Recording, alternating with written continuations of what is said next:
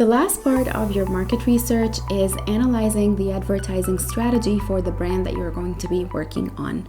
The advertising strategy is basically any sort of paid promotion that the business is investing in. So whether it's digital or not digital, you should be able to analyze it and track its history, understand where most of the budget goes and why that matters to that brand. For example, if most of the budget is going to social media promotions, then from the point of view of the brand, this is their most important channel. And if it is rewarding, if it is already paying off, then you should be pushing that further. If it's not, then maybe you should direct that assigned budget somewhere else where it's more rewarding or more profitable. If you have access to know the percentage that was assigned to each channel, that would be useful for you when you're doing a new advertising strategy for them. So for example, if 20% were assigned to social media, 10% were assigned to website development, or 30% were assigned to radio ads, you need to understand that and measure the efficiency of the results of every channel, and accordingly you can tweak that percentage and give them advice or recommendations on how to assign the budget based on what you think is best for them, according to or based on the history or the campaigns that were previously done. When you're analyzing their advertising strategy, the first thing you need to look at is the messages and the advertising copy itself. So if they are creating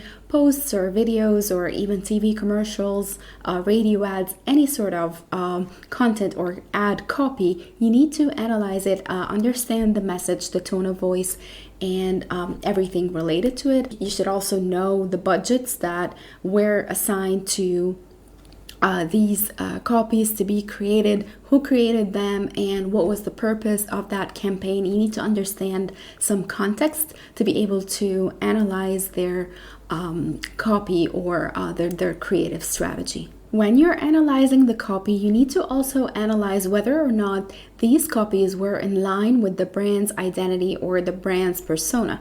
So if the brand is youthful, happy, and targeting young people, you need to analyze the copy. Is it really resonating with that target audience?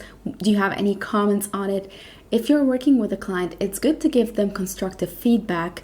That way they would know that you do understand what their goal is or what their target audience or positioning is, and you have your own input or you have your own thoughts on ads or copies that were already created before. You know where are the strength points and where you can do better or add your own value. The second thing you need to analyze is the numbers. Do you have any reports on how many people watched that ad, what was the reaction, and how did this campaign influence the sales or the conversions, maybe if it's an e-commerce or if the consumers have the option to buy online, how many calls they received, if that was the purpose of the campaign. So it's very important to understand, like we said, the history, but this is also from an advertising point of view. If you're going to be working on a digital marketing strategy, then you need to check their social media paid promotions and their engagement rates, maybe the number of inquiries that they get every month or that they got through running this ad.